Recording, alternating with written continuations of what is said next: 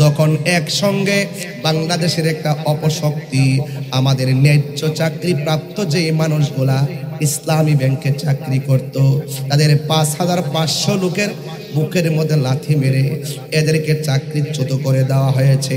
আপনারা জোরে বলুন, এই কাজটা কি ভালোবাসার আলামত নাকি জুলুমের আলামত?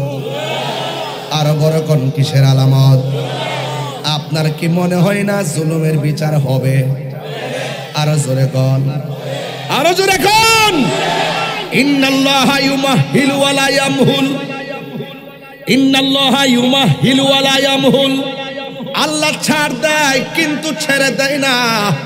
তুমি যত ধরনের চালাকি করো না কেন, তুমি যত ধরনের অজুহাত দেখায় তাদেরকে বের করো না কেন, আপনারা জবান খুলে কোন রিজিকের ফয়সালাকারী কে? আর জোরে বলো কে?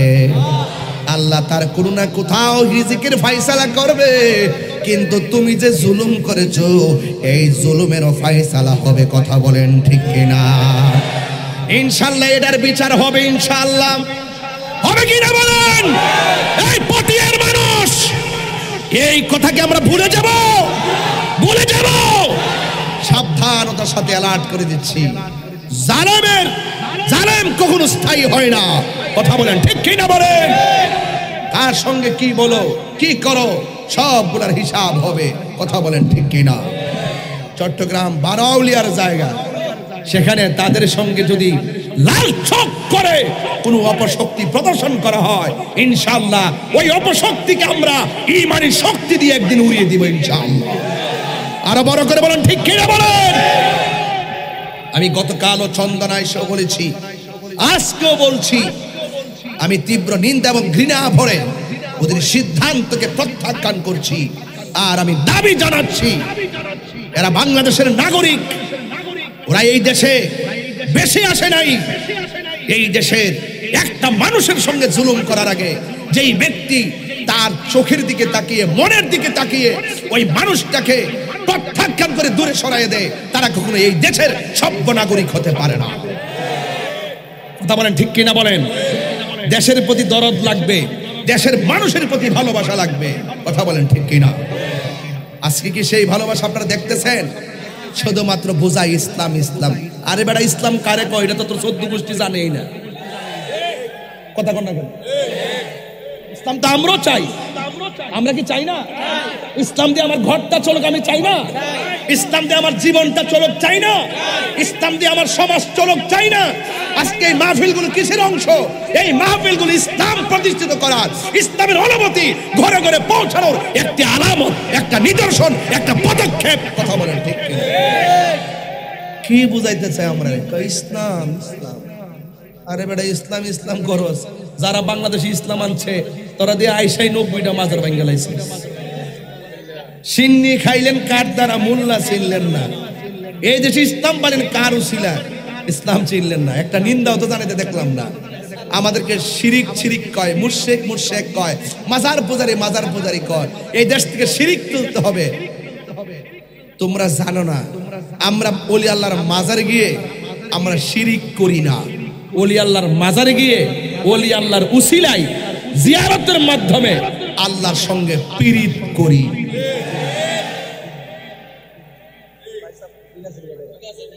এই কথা ঠিক আছে না? শিরিক করি না, পীড়িত করি। পীড়িত মানে কি?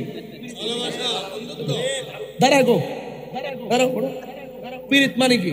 ভালোবাসা। এই যে ভাগাভাগি। পীড়িত মানে কি? ওরা শিরিকও বুঝে না, পীড়িতও বুঝে না। প্রাণ দয়াল রে, কি বলবো? একটা আমার স্টেজ ওঠার পরে একজনে কানের কাছে মুখটা লাগায় বলছে এটা গাইবার লাগে। ও না গাইলে তো লোকটা কষ্ট পাবে। এক লোক যদি বদুয়া দেয় জীবন শেষ হয়ে যাবে। কথা বলে ঠিক কিনা? প্রাণ দয়াল রে,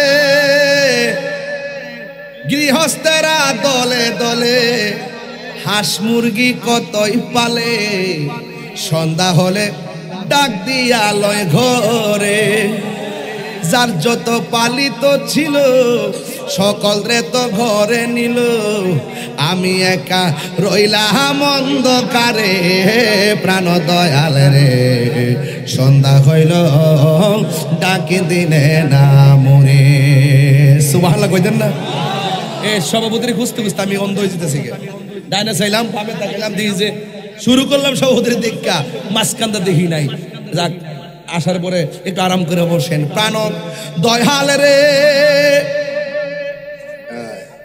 আর পরীক্ষার সময় নাই, কর জুড়ে ক্ষমা চাই, শেষের খেয়া না নিলায় আমারে, আমার দিন কি এমনি যাবে, লোকে তোমায় কি বলিবে, এই দুঃখ রইল তাহিরির অন্তরে প্রাণ দয়াল রে। সন্ধ্যা হইল ডাকি দিলে না মরে, সন্ধ্যা হইল ডাক দিলে না মরে প্রাণ দয়াল রে। সন্ধ্যা হইল ডাকি দিলে না মরে। সুবহানাল্লাহ কয়টাকে? হায়াতের মালিক কে? আরো বড় করে কে? আর রহমান